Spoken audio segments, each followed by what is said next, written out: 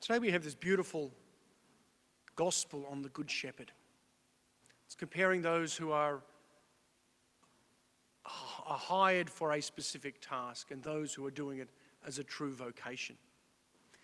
Charles Borromeo's uncle became the Pope. He appointed Charles a cardinal at the age of 21.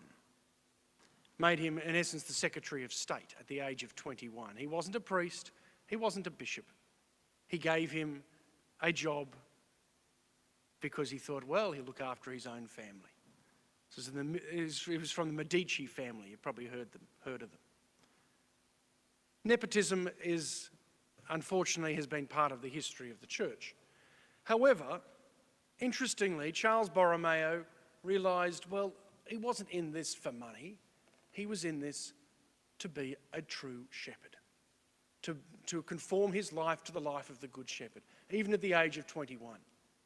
He helped coordinate and organise the last sessions of the Council of Trent, which put a lot of structure in place for the church emerging after the Protestant Reformation.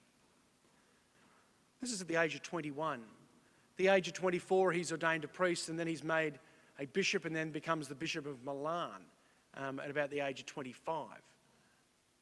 This is sort of mind-boggling sort of stuff by today's standards. But Charles was someone who continued to pray. He always had prayed as a kid. And in one sense, perhaps his uncle, the Pope, thought, oh, well, the most pious member of my family, the most pious person I know happens to be my nephew. I'll make him a cardinal. But Charles didn't do it for himself. He lived a life of poverty and austerity. And he put structures in place which are still there even to today. Up until the time of Charles Borromeo, they didn't really have the concept of seminaries or a proper formation program for those preparing to be priests. He put those processes in place. He put a lot of the structures that we know today of parishes and dioceses, and even the importance of a bishop being in his diocese. He put these structures in place because he saw the problems that were happening. One of the rules that they put in place was that a bishop was to only be out of his diocese for 1 month a year. In essence, they gave the bishop a vacation. At the time of Charles and earlier, bishops sometimes were made bishops of places and they never ever visited their diocese. They didn't actually have a pastoral care for their people. Charles advocated for priests and bishops to be like the Good Shepherd. And here we have this beautiful gospel today.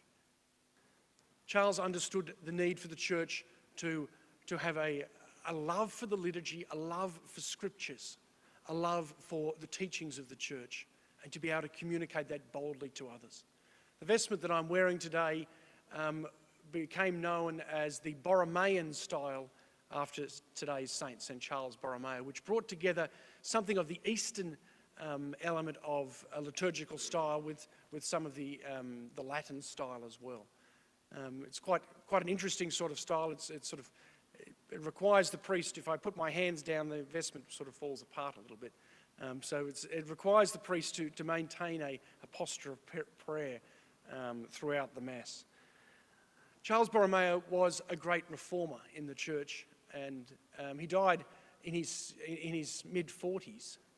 But he was someone who truly loved Christ, truly loved service, and wanted to bring that to others. And I think his inspiration should be an inspiration for us all. Young people, even a 21-year-old who was unexpected, who was only given a job because his uncle was the Pope. And the Pope was thinking he was helping his nephew out. Something incredible happens. That's the story of Charles, and that can be the story of every single person when we respond courageously to the call of Jesus Christ in our lives. St. Charles Borromeo, pray for us.